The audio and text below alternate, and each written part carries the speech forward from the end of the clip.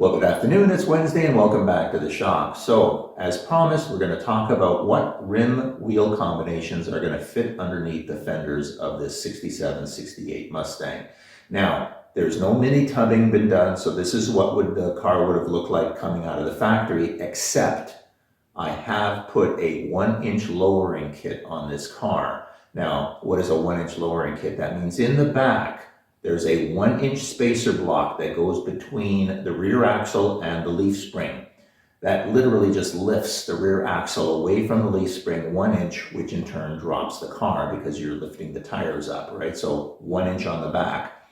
In the front, I've done two things. One thing I've done is what's called a Shelby drop. Now, a Shelby drop has more to do with performance and handling. Although it does lower the car a bit, I would suggest you either reference the Shelby drop or you can watch my previous video on the Shelby drop because I have performed it on this car. I show you how to do it, what it does, and one of the reasons that Carroll Shelby did it to the Mustangs. The other thing I've done to this car is I've actually removed 1/2 of an inch from the ride height of the spring itself. So the springs are actually 1/2 inch shorter than the stock springs. And in that case, that 1/2 inch translates to a 1-inch drop. Again, if you don't understand the front suspension of these cars, don't start hacking at your springs. Make sure you do your research. For every 1/2 of an inch you take out of your spring, you will drop the car 1 inch or twice the distance. So be very careful. In my case, I took a 1/2 inch out of the spring, which dropped the car 1 inch, as well as the Shelby drop, which adds another 1/4 inch to that. So we've dropped this car as much as I want to drop it. The original tires that came with the car, or actually the original rims that came with the car, are these 14-inch steel slotted rims, right? And the good part about them, so what I like is I like the look of them, again, being part of that original car. But in my case, what I'm looking at is I want to get more rubber under the car. So how much more rubber can I get under here? And I'm talking width-wise and maybe a little bit taller tire so that it fills this out a little bit more. Now, admittedly, since we did the Shelby drop and we did the lowering kit on this car, this smaller wheel is actually filling the wheel well up fairly well. But again, let's push it. How much rubber can we get underneath this car? So this is a 205/70/14. This is a 225/70/14. Now, before you look at that and say, oh my gosh, they can't possibly be related, they are. You have to remember two things. Number one, this car is loading this tire. So this tire is down. So this looks smaller than that tire because it's sitting on its own. The other thing is that a 205/70/14 is 25.3 inches in diameter. So the diameter of this tire is 25.3 inches. The width of the rubber is 8.1 inches of the tire. Now, a 225/70 is actually 26.4 inches in diameter. So it's an inch bigger. So it is an inch bigger, but it looks more than that. But it is only an inch bigger. It's 26.4 inches. But its width is almost 9 inches now. We've almost got a 9-inch wide piece of rubber. So what we want to do is we want to take this 225, put it on this car, and see, A, does it fit? Does it look right? Is it too big? Now, in trying to get more rubber under the car, I do have another option. And that option is to move to a 15. Now, this is a 15-inch tire. It is mounted on a torque thrust rim. Now, torque thrust is actually something that Shelby America was using on the track. So it is for this era. So it looks normal on the car. But you'll see the difference. This is a 15-inch rim. This is a 60 series tire. You can see it's a lot narrower. And it's still 26 inches in diameter. So in fact, this tire is only 0.7 inches wider than the tire that's on this, bigger in diameter than the tire that's on the car. But the great thing about it is it's 10 inches wide. This is a 10-inch wide, 26-inch in diameter tire sitting on a 15-inch rim. So what I'd really like to find out is can we put this on the Mustang and see whether or not it fits properly. Now we got to do this for the front wheels, and we of course have to do this for the rear and make sure that when the tire goes up in suspension, it's not going to rub on the inside and it's not going to rub, of course, on the fenders. Now this car's already been painted, so I can't roll the fenders now. Again, If you're not sure what rolling the fenders are, and again, I'm not going to sit and explain it because there's a billion videos on that as well. But really, it's collapsing the lip around the fender to give you that little extra 1/4 inch of space. But I think what I'm going to try to do first, let's see if we can put the 225 70 or 14 on this car, see what it looks like, and then we'll put this 26 by 10 on the car and see if it even fits. I'll see you then.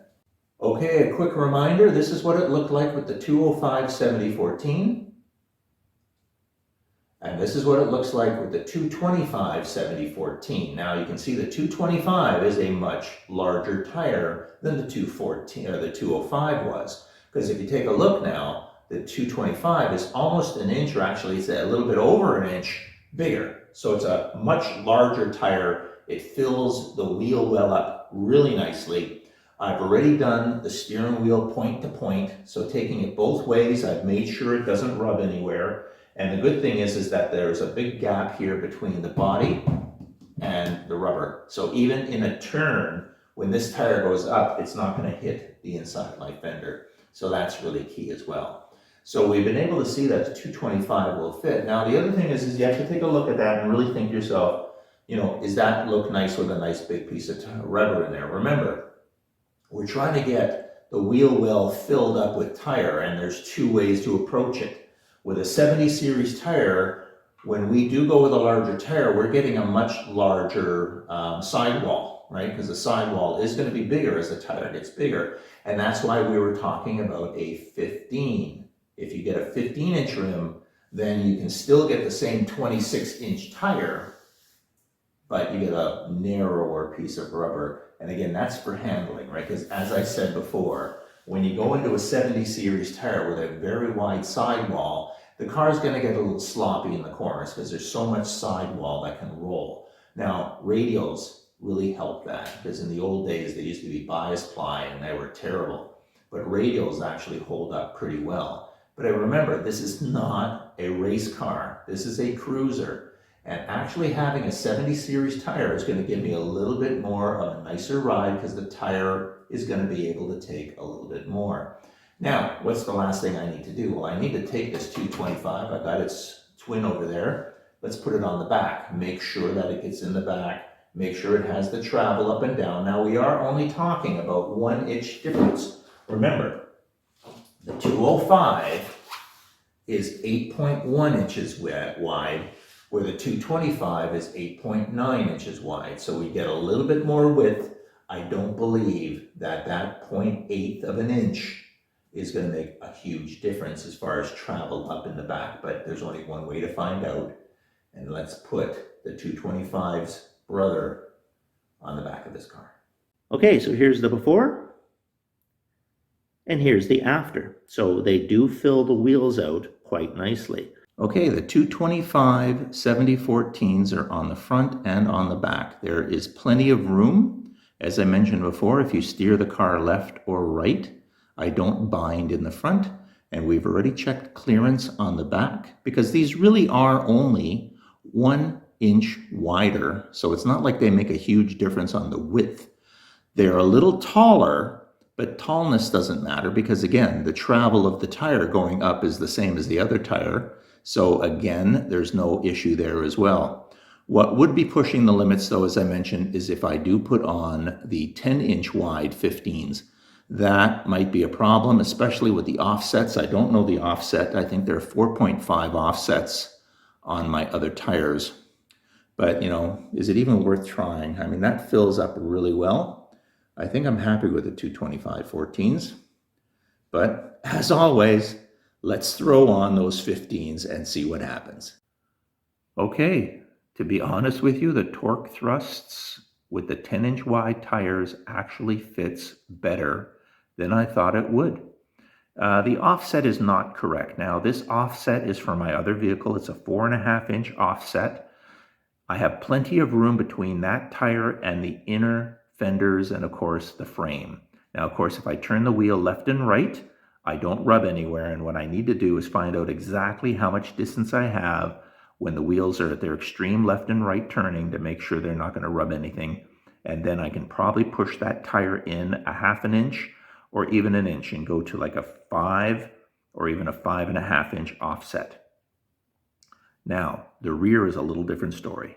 The rear, as you can see, I mean, it sticks out way too much with the 4.5 inch offset. But the good news is there's 2.5 inches between the inside of the tire and, of course, the inner wheelhouse, as well as the leaf springs. So I could probably push that tire about 2 inches inboard and still have room against all of that. Now, of course, I have to double check the inner and outer wheelhouses, make sure that the 10-inch tire will be able to go up in there.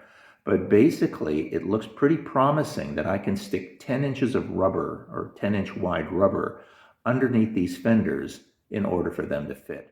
Well, welcome back. You know, I've been doing some introspection. And although I love the American Racing torque thrust rims, but you know what, I forgot. 2 years ago, I showed you this picture.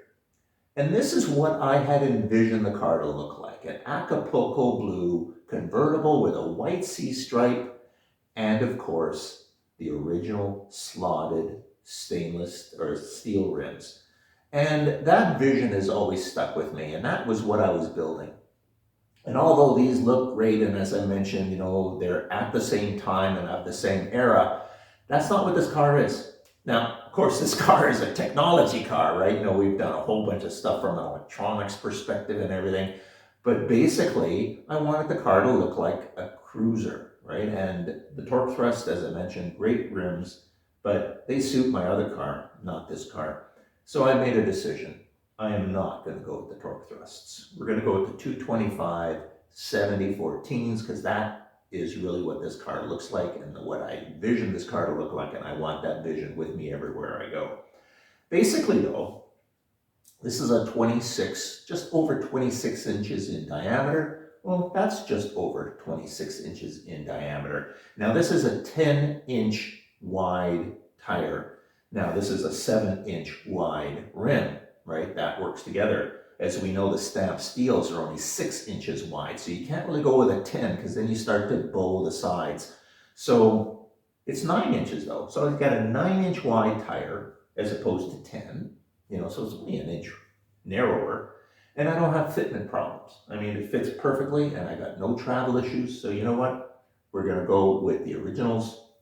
The torque thrusts are a great rim, but not my vision, not what I wanted to do and not where I wanted to be. So hopefully you guys understand. And like I said, it was just, that's what I wanted the car to look like.